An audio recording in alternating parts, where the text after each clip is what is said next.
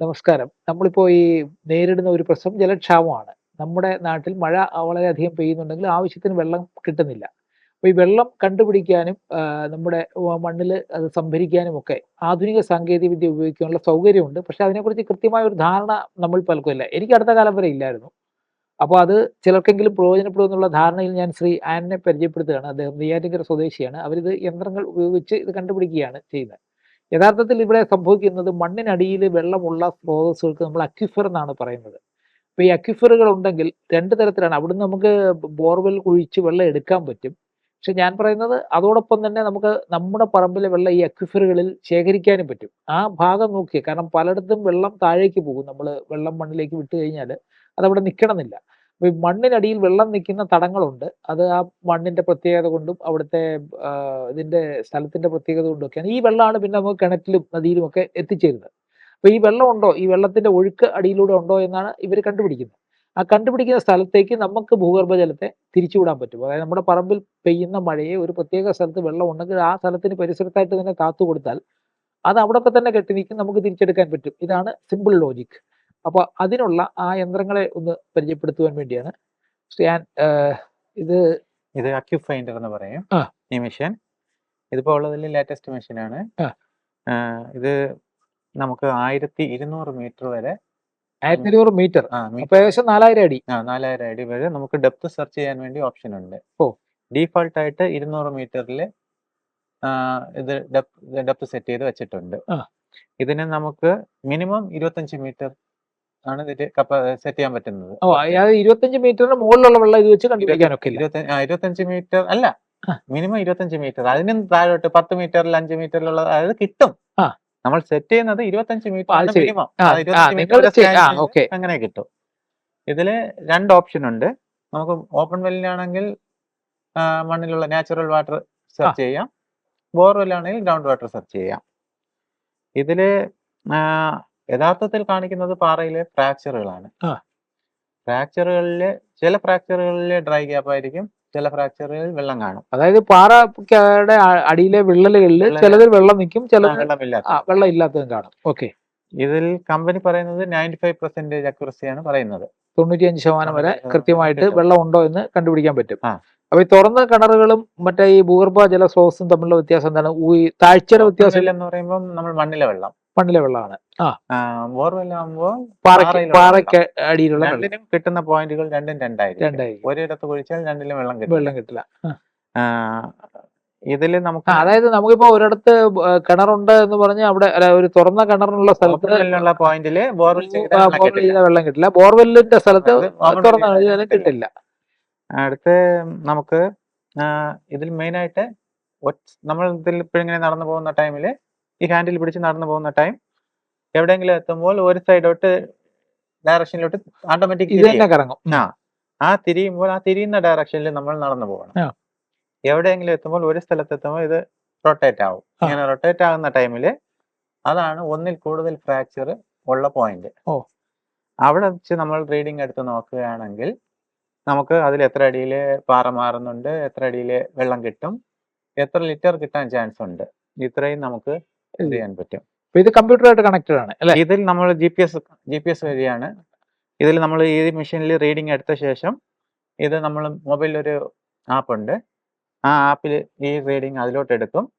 അതിനുശേഷം ഇവരുടെ സെർവറിലോട്ട് അപ്ലോഡ് ചെയ്തും ഡൗൺലോഡ് ചെയ്തും എടുക്കും നമ്മൾ. അത് ശരി. അപ്പൊ ഈ പ്രോസസ്സിങ് ഈ നമ്മൾ ഈ എടുക്കുന്ന ഡേറ്റയുടെ പ്രോസസ്സിങ് നടക്കുന്ന അവരുടെ സെർവറിനാണ്. സെർവറിൽ GPS വെച്ചാണ് മൊത്തം ഇത് നടക്കുന്നത്. ഇതില് നമുക്ക് കിട്ടുന്ന റീഡിങ്ങിന് 4 സൈഡും 3 മീറ്റർ ഡിസ്റ്റൻസ് എങ്കിലും നമുക്ക് നടന്നു പോകാനുള്ള സൗകര്യം ഉണ്ടെങ്കിൽ മാത്രമേ റീഡിംഗ് കറക്റ്റ് ആയിട്ട് കിട്ടുകയുള്ളൂ. അതെ. ഒന്നുകൂടെ ഈ റൊട്ടേറ്റ് ആവുന്ന പോയിന്റ് ഇതാണ് പോയിന്റ്. അതെ. ഇപ്പൊ ഇവിടെയാണ് റൊട്ടേറ്റ് ആവുന്നെങ്കിൽ ഇതാണ് പോയിന്റ്. ഈ പോയിന്റിൽ നിന്നും 4 സൈഡും നമുക്ക് നടന്ന് ഒരു 3 മീറ്റർ എങ്കിലും നടന്നു പോകാനുള്ള ഡിസ്റ്റൻസ് കിട്ടണം. അങ്ങനെ ഉണ്ടെങ്കിൽ മാത്രമേ ഈ ഡെപ്ത് നമുക്കിതില് കൃത്യമായിട്ട് കിട്ടുള്ളൂ. ഓക്കെ. അതായത് ഒരു എഡ്ജ് ചെന്ന് നിന്നിട്ട് നമ്മൾ മതിലോ ഒരു സൈഡ് ചുവരോ ഇരിക്കുന്നിടത്താണ് പോയിന്റ് കിട്ടുന്നതെങ്കിൽ റീഡിംഗ് എടുക്കാൻ പറ്റില്ല. അല്ലാതെ 4 മീറ്റർ നമുക്ക് സുഖമായിട്ട് നടന്നു പോകാൻ പറ്റുന്ന ഒരു കണ്ടീഷൻ ആണെന്നുണ്ടെങ്കിൽ കിട്ടുന്ന റീഡിങ് 95%-ഉം അക്യുറേറ്റ് ആയിരിക്കും, കൃത്യമായിരിക്കും. ഓക്കെ. എത്ര വർഷം ഇതിപ്പോ ചെയ്യാൻ തുടങ്ങിയിട്ട്? ഇതിപ്പോ ഞാൻ വാങ്ങിയിട്ട് 2 വർഷം കഴിഞ്ഞു. 2 വർഷം. എന്ത് ബാക്ക്ഗ്രൗണ്ട് എന്താണ് താങ്കളുടെ? ഞാൻ പഠിച്ചത് പോളിടെക്നിക് ആണ്. പോളിടെക്നിക് ആണ്. Diploma in computer science. Computer science ആണ്. ഓക്കെ. അപ്പൊ എന്നിട്ട് ഈ ജിയോളജിയിൽ താല്പര്യം വന്നാണോ അതോ? അല്ല, എന്റെ അച്ഛൻ പണ്ട് പാലക്കമ്പ് പുളിക്കമ്പൊക്കെ വെച്ച് വെള്ളം നോക്കുമായിരുന്നു. ഓക്കെ. അപ്പോ ഞാനും അതിനുശേഷം അത് വെച്ച് നോക്കുന്നത്. അങ്ങനെ ഇരിക്കെ അതിൽ നമുക്ക് ഡെപ്ത് അറിയാൻ പറ്റില്ല. പോയിന്റ് കിട്ടും, ഡെപ്ത് അറിയാൻ പറ്റില്ല. ഇതിൽ കിട്ടുന്ന അതേപോലെ തന്നെയാണ്, റീഡിങ് മാത്രം കിട്ടില്ലെന്നേ ഉള്ളൂ. അപ്പൊ പിന്നെ എല്ലാവർക്കും അതൊരു വിശ്വാസമല്ല. ചിലര് നമ്മൾ പറ്റിക്കുകയാണ്, സ്വർണ്ണമാലയൊക്കെ പിടിച്ച് തേങ്ങ, പല സാധനം, അത് എല്ലാവർക്കും അതിൽ വിശ്വാസമില്ല. ഇതാവുമ്പോ വെള്ളത്തിന്റെ ഒരു വലിവ് അത് നമുക്കറിയാം. പക്ഷെ അവര് പറയുന്നത് നമ്മൾ കൈകൊണ്ട് കറക്കുന്നതാണ്, അങ്ങനെ പറഞ്ഞിട്ട് ചിലർ പറ്റിക്കുന്നവരുമുണ്ട്, കാണും. മെഷീൻ വാങ്ങിച്ചിട്ട് 2 വർഷമായി. 2 വർഷം കഴിഞ്ഞു. മെഷീൻ വെച്ച് ഇപ്പൊ എത്ര കിണർ ലൊക്കേറ്റ് ചെയ്ത് കാണും? എന്തായാലും ഒരു 100-ൽ കൂടുതലായി കാണും. ഞാനിപ്പോ ഒരു കൃത്യം വെച്ചപ്പോ ഞങ്ങൾ നേരത്തെ ഒരിക്കൽ താങ്കൾ ഇവിടെ വന്ന് ഇത് ചെയ്തായിരുന്നു.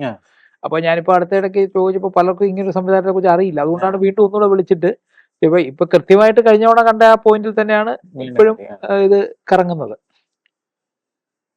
ഇവിടെ കുറച്ച് ഡ്രൈ ഏരിയയിൽ കിട്ടാൻ വേണ്ടി പാടാണ്. അല്ല, ഇത് ഡ്രൈ ഏരിയ കൊണ്ട് മാത്രമാണെന്നൊന്നുമില്ല. ഇവിടെ ഈ ക്വാറിങ് ഉള്ളതുകൊണ്ട് ഇവിടുത്തെ പാറ ഇളകുന്നുണ്ട്. ഇടയ്ക്കൂടെ വെള്ളം, ഈ വിള്ളല് കുറച്ചുകൂടെ നിൽക്കാതെ താഴോട്ട് പോകുന്നതാണ് തോന്നുന്നത്. ഒരുപക്ഷെ ഇവിടെ ചിലപ്പോൾ 1000 മീറ്റർ താഴെ ഉണ്ടോ നോക്കിയാൽ ചിലപ്പോൾ കിട്ടിയേക്കാം. പക്ഷെ വണ്ടി പോകാനുള്ള സൗകര്യം അതുകൊണ്ട് നമ്മുടെ JCB ടൈപ്പ് വണ്ടിയല്ലേ? അല്ല, ടാർസ്. അതാണ് സാധാ ഉണ്ട്. അത് കയറി വരാനുള്ള സൗകര്യം വേണം. ട്രാക്ടർ ഉണ്ട്. നമ്മളിവിടെ ഇല്ല, തമിഴ്നാട്ടിലൊക്കെ ട്രാക്ടർ വെച്ച് തന്നെ അവര് കയറി മുകളിൽ പോയി. ട്രാക്ടർ അതിലായാലും കംപ്രസർ വരണം. കംപ്രസർ ലോറിയിലാണ്, ട്രാക്ടർ മാത്രം മെഷീൻ സെറ്റ് വെച്ചിട്ടുണ്ട്. ഓക്കെ. അങ്ങനെ. അപ്പൊ ഇത് വെച്ചിട്ട് ഇപ്പൊ ഇത് എവിടെയൊക്കെ ഇത് ചെയ്യുന്നുണ്ട്? കേരളത്തിൽ മാത്രമേ ചെയ്യുന്നുള്ളൂ അതോ കേരളത്തിലും തമിഴ്നാട്ടിലും ചെയ്യും? എവിടെ വിളിച്ചാലും പോയി ചെയ്യും. പക്ഷേ വണ്ടി ട്രാൻസ്പോർട്ടേഷൻ ഒരു കോസ്റ്റ് വരുന്നുണ്ട്. ഈ ആക്യുറസി 95% എന്നുള്ള എല്ലായിടത്തും പ്രൂവ് ചെയ്യാൻ പറ്റുന്നുണ്ടോ? ഇതുവരെയായിട്ടും അങ്ങനെ വലുതായിട്ട് അതായത് നമുക്ക് ഈൽഡ് പറയുന്നതിൽ വ്യത്യാസം വരുന്നുണ്ട്. കാണിക്കുന്നതിൽ വെള്ളത്തിൽ ഇപ്പം മണിക്കൂറിൽ 4000 ലിറ്റർ എന്ന് പറഞ്ഞാൽ കുറഞ്ഞോ കൂടിയോ കിട്ടുന്നുണ്ട്.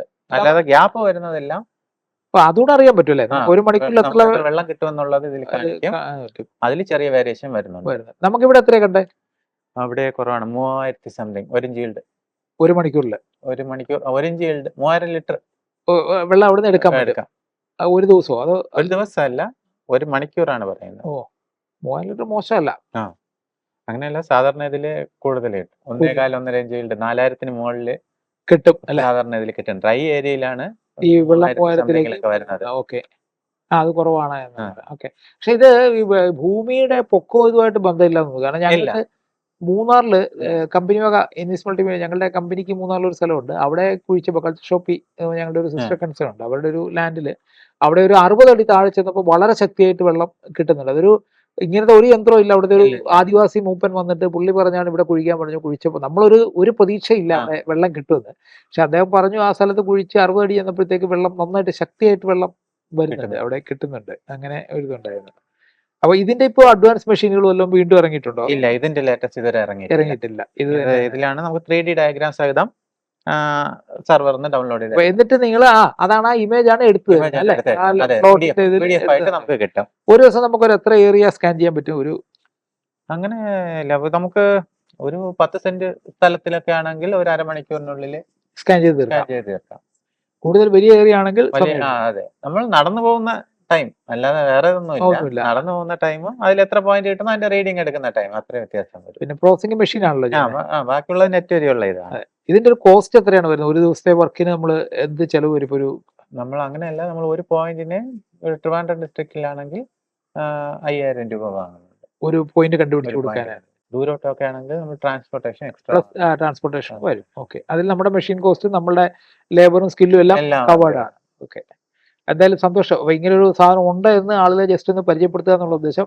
ആൻ്റെ നമ്പറും കൊടുക്കാം. ആരെങ്കിലും ആവശ്യമുള്ളവർ വിളിച്ചിട്ട് വേണ്ടി വന്നാൽ നേരിട്ട് കണ്ടുപിടിച്ച് കൊടുക്കുക. എന്തായാലും ഒരു കൃത്യതയുള്ളൊരു മെഷീൻ ഇങ്ങനൊരു കാര്യത്തിലൊരു സംവിധാനം ഉണ്ടാവുന്നത്. കാരണം കിണർ കുഴിക്കുമ്പം ഉണ്ടാകുന്ന ചിലവ് ഒഴിവാക്കാമല്ലോ. വെള്ളമില്ലാത്ത സ്ഥലത്ത് കിണർ കുഴിക്കുന്ന ചിലവ് ഒഴിവാക്കാൻ പറ്റുമല്ലോ. അപ്പോൾ അതുകൊണ്ട് എന്തായാലും നല്ല കാര്യം തന്നെ. വന്നതിൽ സന്തോഷം. അത് പരിചയപ്പെടുത്താൻ കഴിഞ്ഞതിലും സന്തോഷം.